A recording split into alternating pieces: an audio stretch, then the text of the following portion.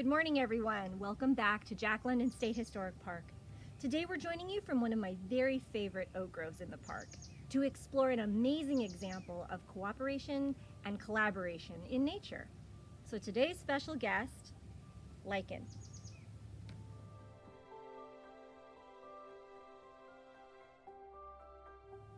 So, what is lichen anyway? It's everywhere and we see it every day, but do we really know what's going on with it? Let's start with what lichen is not. It is not a moss.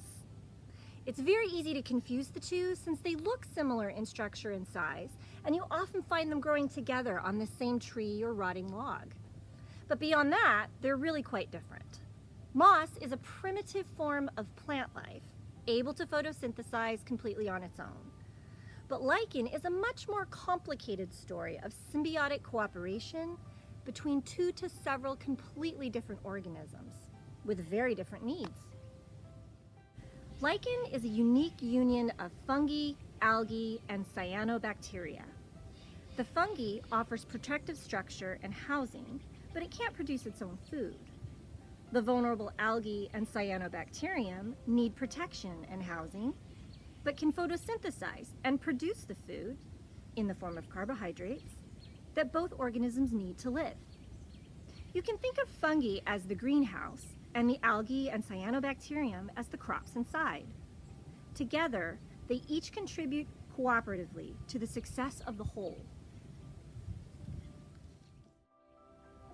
These amazing organisms can grow in some of the harshest environments on the planet, places where many other organisms can't grow at all.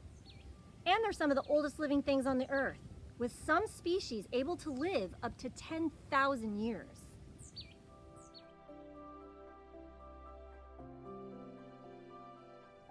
So that's cool, but what do lichens actually do? Well, lichens are incredibly important for many reasons. First, think of them as soil makers.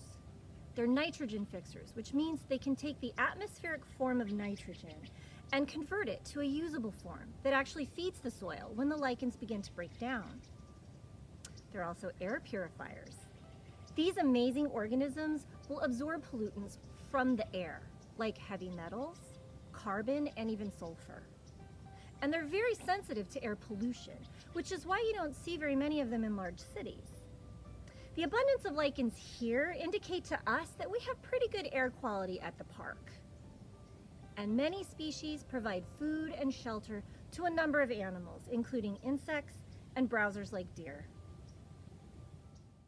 Lichens are pretty complex, but you can find most of them in three basic forms: foliose, or the leafy-looking type; fruticose, or the branching, fruiting type; and crustose, which literally looks like a crust or even a paint stain on rocks and trees.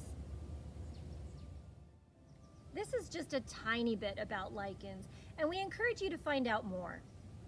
For now, we're going to invite you to take a moment on your next walk to appreciate the gifts these natural air purifiers provide by doing some mindful breathing. Find a quiet place to sit and center yourself. Then do some 2-to-1 breathing. In for 4 counts and out for 8. Do this for 3 or 4 rounds. Offer thanks to these excellent organisms for the gifts that they provide. Feel the connection between you as you take in that life-giving oxygen and breathe out the carbon dioxide that they need to thrive. Thank you for joining us today, everyone, and we'll see you next time.